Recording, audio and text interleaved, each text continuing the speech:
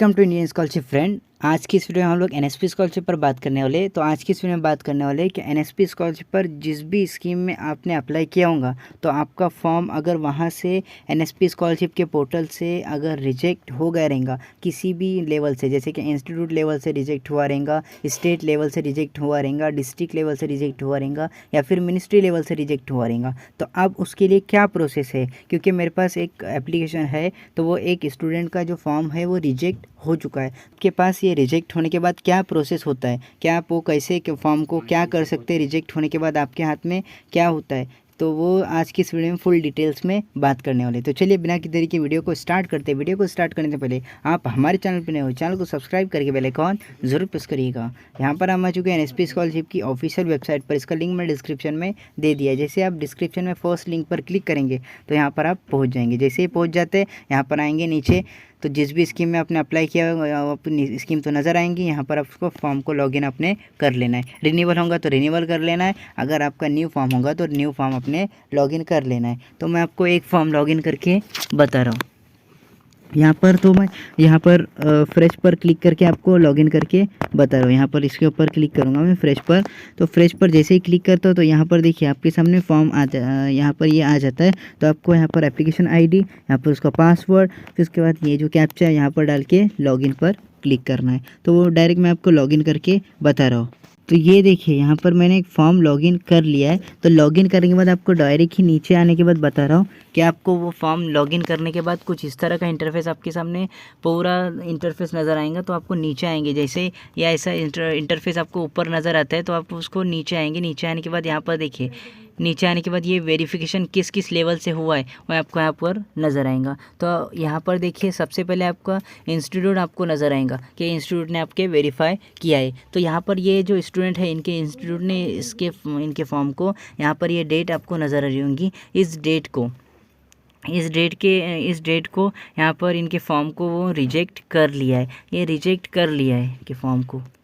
तो रिजेक्ट करने के बाद अभी क्या प्रोसेस होता है, तो इंस्टीट्यूट लेवल से ये रिजेक्ट हो चुका है और ये प्रीवियस ईयर का ये फॉर्म है, ये इस ईयर का फॉर्म नहीं है, ये 2021-22 का ये फॉर्म है। तो वो उस ईयर में रिजेक्ट हुआ है। तो रिजेक्ट होने के बाद क्या प्रोसेस होता है, तो आपका अगर इंस्टीट्यूट लेवल से रिजेक्ट हुआ रहेगा या फिर डिस्ट्रिक्ट लेवल से, स्टेट लेवल से, या फिर आपकी मिनिस्ट्री ने आपके फॉर्म को रिजेक्ट कर दिया होगा। किस रीज़न की वजह से रिजेक्ट कर दिया होगा, फॉर्म इज़ इनकरेक्ट, यानी फॉर्म करेक्ट नहीं है, इस वजह से रिजेक्ट कर दिया है। तो अभी रिजेक्ट होने के बाद क्या प्रोसेस है आपके पास, तो आपके हाथ में अभी रिजेक्ट होने के बाद कुछ नहीं होता है। अगर आपके फॉर्म को रिजेक्ट कर दिया है, जिस भी लेवल से रिजेक्ट हो गया आपका फॉर्म, तो आप वहाँ पर उस ऑफिस में जाएंगे। जैसे कि आपका इंस्टीट्यूट लेवल से रिजेक्ट हो चुका है तो आप इंस्टीट्यूट में जाएंगे। इंस्टीट्यूट में जाने के बाद बोलेंगे कि मेरा फॉर्म एनएसपी का रिजेक्ट क्यों कर दिया, क्या रीज़न है। तो वहाँ पर से ही आपको रिजेक्ट होने के बाद वहाँ पर से सॉल्यूशन मिलेगा। उनको बोलो कि मेरा फॉर्म वहाँ पर से डिफेक्ट कर दीजिए, रिजेक्ट मत कीजिए, मेरा फॉर्म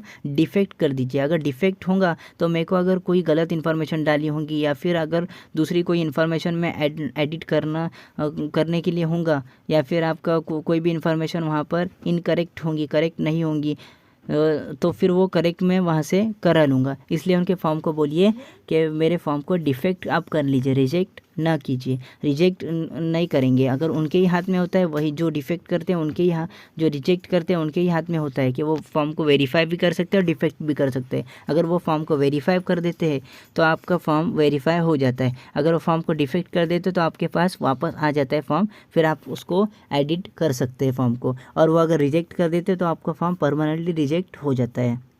और वो उनके ही हाथ में रहता है कि अगर वो रिजेक्ट से हटाना चाहे, रिजेक्ट से हटाकर आपका फॉर्म वेरीफाई करना चाहे या फिर आपका फॉर्म वो डिफेक्ट करना चाहे तो वो कर सकते हैं। उनके ही पोर्टल पर वो ऑप्शन होता है, तो उनके ही पास आप जाएंगे। जैसे कि आपने अभी इस यहाँ पर इंस्टीट्यूट लेवल से तो जाकर बोल लिए, लेकिन अगर आपका फॉर्म स्टेट लेवल पर डिफेक्ट, ये स्टेट लेवल पर रिजेक्ट हुआ या फिर मिनिस्ट्री लेवल पर रिजेक्ट हुआ या फिर डिस्ट्रिक्ट लेवल पर रिजेक्ट हुआ, तो आप क्या करेंगे, तो आप उनसे डायरेक्ट जो भी ऑफिसर होंगे उससे डायरेक्ट आपने कॉन्टैक्ट करना है। कैसे कॉन्टैक्ट करते हैं इसके ऊपर मैंने डेडिकेटेड एक वीडियो बनाई हुई है कि आपको डिस्ट्रिक्ट नोडल ऑफिसर से, स्टेट नोडल ऑफिसर से या फिर मिनिस्ट्री से कैसे आपको कॉन्टैक्ट करना है। उसके ऊपर उनका नंबर कहाँ से मिलेगा आपको, वेबसाइट के ऊपर कहाँ से उनका नंबर निकालना है, उस सब मैंने डेडिकेटेड एक वीडियो बनाई हुई है। तो आपको लिंक डिस्क्रिप्शन में मिल जाएंगी, तो वो आप देख लीजिए। लिंक आप जैसे ही देख लेंगे तो यहाँ पर वो वीडियो देखने के बाद आपको समझ में आ जाएगा। तो उनका नंबर वैसे आप निकाल लेंगे, और नंबर जैसे ही उनका निकालेंगे तो वहाँ से आप उनको नंबर लेंगे और उनको कॉल करके,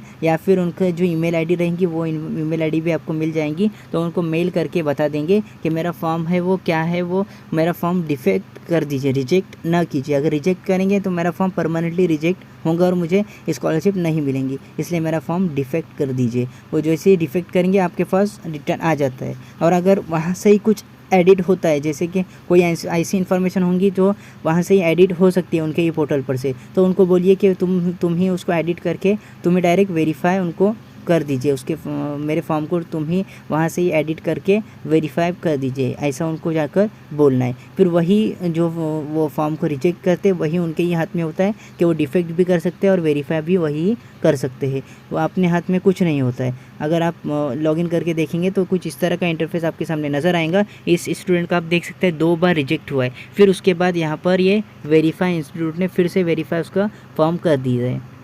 सबसे पहले 2 बार यहाँ पर उसको नज़र आ रहा है आपको। यहाँ पर पहली बार तो रिजेक्ट हुआ है, दूसरी बार भी डबल रिजेक्ट हुआ है। उसने जाके डिफेक्ट करने बोला तो रिजेक्ट हो गया। फिर उसके बाद डायरेक्ट इंस्टीट्यूट ने ही उसके फॉर्म को फिर से डायरेक्ट से वेरीफाई कर दिया है।